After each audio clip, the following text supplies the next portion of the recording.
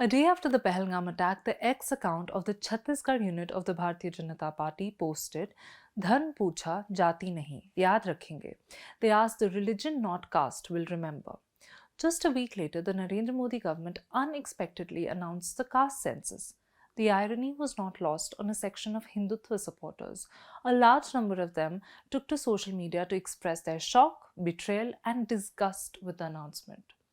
"Terrorists asked your religion, now the government will ask your caste," posted a user Anuradha Tiwari, whose bio on X reads, "One family, one reservation, and Brahmin genes." Addressing a press conference on the decision, Union Minister Dharmendra Pradhan said that former Prime Minister Jawaharlal Nehru had called the caste census anti-Vikas, and it was under Modi that the historic decision was finally being taken. Hindutva supporters, for whom Nehru has hitherto been the most preferred punching bag, immediately switched sides. Is this the reason Bhimta Janata Party and Bhimta Modi spread hate against Kashmiri Brahmin Nehru? Remarked a user. "Respect to Nehru," he said. Another user posted, "Today I understand why Nehru was called a visionary." But it's not just the caste census. This is part of a much larger online ecosystem which has moved to the far right. For them, the BJP and the RSS are cowardly secularists, undeserving of the Hindu community's faith. Albeit shrill and extremely polarized, the mainstream BJP RSS ecosystem has thus far worked hard to ensure that the wedge remains buried under the rug. But slowly, it is spilling out in the open. With the BJP set to complete 11 years in power, a loud and unforgiving new opposition has emerged against it. What makes it particularly threatening is that it has emerged from within the Hindutva movement. It is the emergence of the extreme right wing for which BJP is not only too secular but also an active betrayer of Hindus. In the last 11 years of absolute power, Modi, BJP, RSS destroyed general caste Hindus. Ritu Rathore, who calls herself a civilizational Hindu activist, on X wrote, "No other party did this mass level destruction to general caste Hindus the way BJP has done," she said. Now, a handle called Gems of BJP posted, "Make a list of all those right-wing accounts which are supporting Modi even after the caste census. They are your real enemy," he said. The account's bio reads, "A proud Hindu, proving that BJP is a Hindu-hating party and we need a new party to counter it. Want Yogi ji as PM soon." Just last week, the same ecosystem of Hindutva activists and influencers were on a tirade against the Modi government over the deadly terrorist attack in Pahalgam in Kashmir. The Modi government systematically weakened the Indian army by bringing down its strength by 180,000 by not recruiting any personnel for straight 3 years, Rathore posted a day after the attack. The purported reason, according to her, to fund Saugate Modi, a festive kit distributed on Eid as part of the BJP's outreach to Muslims. "The man you think of as Hindu Hriday Samrat is a closet Maulana who is accelerating your genocide," she wrote in another post, warning Hindus to wake up to this truth. "Maulana Modi ji worked so hard to convince Hindus to visit Kashmir as tourists," wrote Madhu Kishwar, an author and commentator who had ironically been a strong voice of support for Prime Minister Narendra Modi before 2014. Gradually, she moved to the social media camp for whom Modi is Maulana Modi and a betrayer of Hindus. She wrote, "Happy day for Modi ji, who has cut short his romance with Saudi royals to celebrate the valor of jihadis, which included gross forms of humiliation of kafirs before slaughtering them," she said. Tagging the Prime Minister, Ashish Joshi, another ex-user, said that Modi has utterly failed the Hindus of Bharat. It's time he steps down and the pseudo-Hindutva BJP RSS is dismantled and cast into the gutter of history. We Hindus, he said, can manage the rest. Then, a week before the Pahalgam attack, it was the row over the remarks of BJP MLA Nishikant Dubey, who said that Chief Justice of India Sanjeev Khanna was behind civil wars in the country for stalling the Waqf law and got a rap on the knuckles by party president JP Nadda for it. Within hours of his statement, support for Dubey exploded online, with dozens of posts on X claiming that Dubey's opinion was not his personal one, but the opinion of 90% of voters who vote for the BJP. The reposts to these kind of posts were running in thousands. The battle line was drawn more sharply than ever. It was Dubey against Nadda and moderate and compromised BJP against real gutsy Hindutva supporters. As Kishwar said, nominal Hindus are worse than non-Hindus. These people, the BJP and RSS, are nominal Hindus. They use our civilizational wounds for their gains and leave us bleeding. When I began to see through them about a decade ago, I was one of the few voices, she said. But now, thanks to their truth coming out on social media, there's a flood of voices who can see through them, she said. Indeed, on X alone, there are dozens and dozens of such handles which claim allegiance to Hindutva ideology but are bitter, unforgiving critics of the Modi government, of the BJP, and its ideological mentor, the RSS. They are tired of the BJP and RSS's monopoly over Hindutva, them not standing up for Hindus, their appeasement of Muslims, their failure to put the incorrigible community in its place, the government's censorship of the authentic voice of Hindus, and of its overtures to the Dalit community at the cost of upper castes, especially Brahmins. On X, they call those from the Sangh Songis, run hashtags like RSS Mukt Bharat and Maulana Modi, and identify themselves as warriors against their pseudo-Hindutva. On YouTube, their shows questioning the authority of RSS as a spokesperson for Hindus have lakhs of views. A tweet from the Prime Minister on Eid is enough to send them into a tizzy. For their part, the BJP government, the party and the RSS maintain a strict public silence on these groups, which they privately dismiss as fringe and vocal minority. Some from this camp are simply publicity hungry, they say. Others are a disgruntled lot who failed to be a part of the new post-2014 Darbar despite their desperately demonstrated sycophancy. Yet, it could also be a more insidious force trying to puncture Hindutva from within, they caution. But most significantly, some members and supporters of the Sangh Parivar privately argue that this fringe represents the wounded angst of the upper castes, especially Brahmins, who cannot digest the all-encompassing Hindu identity constructed by Hindutva, for which the likes of Ambedkar and Phule have to be accommodated, reservation cannot be questioned, and the supremacy of Brahmins can never be publicly asserted. While the angst of the upper castes may be the most plausible, or at least privately the most cited explanation for this phenomenon, these groups signal a significant new development in the grand march of Hindutva. Much like the Make America Great Again, that is the MAGA movement in the US, pushed the right-wing consensus further right, thereby appending all the internal logics of American politics themselves. This new Hindutva alt-right too threatens to destabilize the ideological politics of BJP and RSS. Let's give you a peek into what exactly are the angst of this Hindutva alt-right, which despises the Modi government and the RSS way more than the BJP's staunchest political opponents. For the Hindutva alt-right, the Murshidabad violence became one of the latest examples of Modi government's purported insensitivity to Hindus. Why else would the centre not have imposed president's rule in Bengal? Several of them asked. But even before the violence in Murshidabad had erupted, the alt-right groups lampooned the law for minority appeasement. Consider Kishwar's unabashed critique of the Waqf law. It is shocking that brain-damaged Modi megaphones are oblivious to the big fraud against Hindus through the nautanki of Waqf law amendment, she posted on 3rd April, a day after the law was passed by the parliament. Please note, she said, that Maulana Modi is ensuring that neither any state government nor any wronged Hindu whose property has been forcibly taken away can reclaim or challenge the looted property, she wrote. But all these episodes of outbursts are only symptoms. The alt-right's angst has been quietly building for a few years.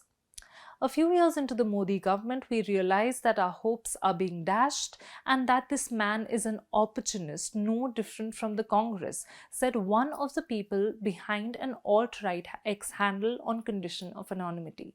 But for me, personally, the final blow came when the government punished Nupur Sharma for telling the truth and blatantly took the side of Islamists, this person said. After that, all their gestures for Pasmanda, Saugate Modi, etc. have exposed them completely. Even for Waqf, they are clearly saying they will use the property of Muslims for Muslim empowerment. How is this government headed by a so-called Hindu Hriday Samrat, he said. In the last few years, there has indeed been a proliferation of websites, X handles, and YouTube channels which claim to put forth what they call the Indic and the Sanatani point of view. In the context of the controversy over Dubey's remarks, Jaipur Dialogues, an X handle eponymously named after the YouTube channel formed in 2016 by retired IAS officer Sanjay Dikshit, who is also the author of the book All Religions Are Not the Same, shared a collage with this following caption: "True heroes of Hindutva in our political domain. Do you agree?" he asked. This collage included images of Nupur Sharma, who was suspended by BJP for her remarks on the Prophet, Telangana BJP MLA T. Raja Singh, who was booked for hate speech last year, BJP MLA Ramesh Bidhuri, who got a notice from the party for abusing a Muslim member of parliament when he himself was an MP in 2023, and Nishikant Dubey. Clearly, for Dikshit, who along with his guests often questions the secularism and compromised moderateness of the BJP and RSS, Dubey's case is not an aberration but part of a larger trend of the party's equivocalness when it comes to so-called Hindu causes. Some of the most structural grievances discussed by these groups are the government's failure to free Hindu temples from government control, implement the National Register for Citizens, that is NRC, nationwide, the rise of beef exports under its rule, delays in implementing the Uniform Civil Code across the country, and not changing school curriculums enough. Was shocked to see that the updated NCERT civics book is now teaching the fraudulent Sachar committee report to the class 8 students, Rathore wrote in a post, for instance. This is the poison that Modi government is now teaching our kids. Terrifying, she said. For this alt-right ecosystem, negotiation or the Sangh's preferred strategy of assimilation of Muslims in Hindu culture is not an option. For them, you are either a Hindutva supporter or a secularist apologist. Rathore, Madhukeshwar, M. Nageshwara Rao, a retired IPS officer, are among the most prominent faces of this new alt-right. Last month, they participated in a grand seminar in the national capital titled Fate of Hindus Under Sangh Parivar. Its purpose, Rao told ThePrint, was to educate Hindus about Hindu existential issues and demonstrate to them how the Sangh Parivar, including the BJP, have become the world's greatest Hindu drohis, that is traitors, so that they start thinking and questioning themselves. They, that is the BJP and RSS, do little to actually address Hindu concerns, despite the polarization orchestrated by their cadres on the ground, he said. Waqf, triple talaq, etc. are not Hindu concerns. Why do they not talk about freeing temples from government control instead? It is because they don't want Hindus to have an awakening, he said. To Rao, RSS's creation itself is shrouded in secrecy, and therefore its actions cannot be taken at face value. Such is the proclivity to conspiracy theories among the alt-right that for them nothing is beyond the needle of suspicion. Common conspiracy theories among these handles are the RSS being inspired by a secret society in medieval Europe called Freemasonry, Modi being trained by the American Council of Young Political Leaders, that is ACYPL, which purportedly has links to the CIA, and thus Modi being a plant of the US, and also Modi administering the COVID vaccines at the behest of pharma companies in the US. The elephant in the room, however, is caste. While this group's online politics has been building for many years, the caste census, therefore, could be the tipping point. The caste census has come as a shock to people within the Sangh Parivar too, a professor affiliated to the Sangh Parivar said on condition of anonymity. Of course, the next step would be to ask for reservation. The upper castes have already been feeling that they have been given a rough deal for a while. Their resentment will only grow, he said.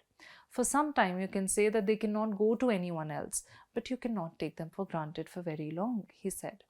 Actually, insiders claim that the extreme hate for Muslims among the alt-right is only a veneer for its upper caste anxieties, which will only be triggered more due to the announcement of the caste census. These voices have been growing since 2017 to 18, said another professor who is also affiliated to the Sangh Parivar. They conjure up all kinds of justifications for their angst, but the truth is that it is caste that lies at the core of it all. In 2018, about 10 people, mentored by Nageshwar Rao, had sent a charter of Hindu demands to the Prime Minister, which included demands like freeing Hindu temples, allowing the establishment of religious educational institutions for Hindus, just like for the minorities, among other things. After this charter was sent, the government marked these groups as a threat, and a conscious decision was taken to not engage with them, the professor claimed. They might outrage over the Prime Minister's Eid Mubarak tweets, but their actual problem is the expansion of the BJP to include all castes. It is not the Brahmin-Thakur party they had hoped it would be before 2014, he said. They are mostly disgruntled upper castes like the Rajputs in the north and the Brahmins in the south who make all these noises, he said. It is clearly their caste psychology at play. Because theoretically you think you are superior, but in actuality your material condition does not correspond to your mental image of yourself. So you lash out, he explained. While several of these voices can be of those who expected rewards for their sycophancy, the elephant in the room as far as they are concerned is indeed caste, agrees Abhijit Iyer Mitra, who is a defense analyst and right-wing commentator. According to him, the Hindutva alt-right can be divided in 3 categories. Those who are disgruntled because they were not made of the new post-2014 Darbar, those who are disillusioned because their material reality did not change post-2014, and those who are plain casteist. The caste argument is hard to miss when one reads the subtext of this angst. Lawyer and author Jay Sai Deepak, who too has criticized the RSS in the past, had said at a book launch last year, "This is the most raging internal debate that has to be addressed because this viral has infected our ideology." Not naming the RSS or any other organization, he said that many within the Hindutva force have made the choice of alienating the Brahmins and co-opting the jihadis, he said. You cannot say I'm going to unify Hinduism by making one group the punching bag of your positions, he added. What is your message to those who subscribe to the rules of the Vedas? Because the Vedic Sanatan Dharma happens to be the core of the Sanatan Dharma, the epicenter of this entire ocean that has been created. So what are you telling those institutions? Are you asking us to leave this country? He said. From outrage over Modi prostrating in front of a statue of Ambedkar to the BJP RSS accommodating Hindu-hating icons like him and Phule, the outrage of the alt-right is often directed at what it sees as Dalit appeasement. The real minority is the general category. Both BJP and Congress are eliminating merit from the country. Soon reservation will be 100%, a user from this ecosystem posted, for instance. In fact, the Hisab Chukta remark by Modi in 22, in which he had said, speaking of lower castes, that if someone has been oppressed so brutally through their childhood, will they not pay back if they get an opportunity, is often invoked as an example of the BJP's so-called anti-Brahmin outlook. Modi Sir's Hisab Chukta Hai policy is in full swing, posted Rathore, for example. Blood boils listening to these Ambedkarite girls spewing such hate for our Lord Ram and Krishna, she wrote in a post with a video of 2 women invoking Ambedkar's critique of Hinduism. Thank you, she said, Modi Sir, for being the architect. Thank you for enabling this hate on our devtas. Thank you for doing something which even Muslims wouldn't even dare to say. And thanks to all Hindus who vote for Modi and get their gods abused. You can read the story on ThePrint.in. Thank you so much for watching.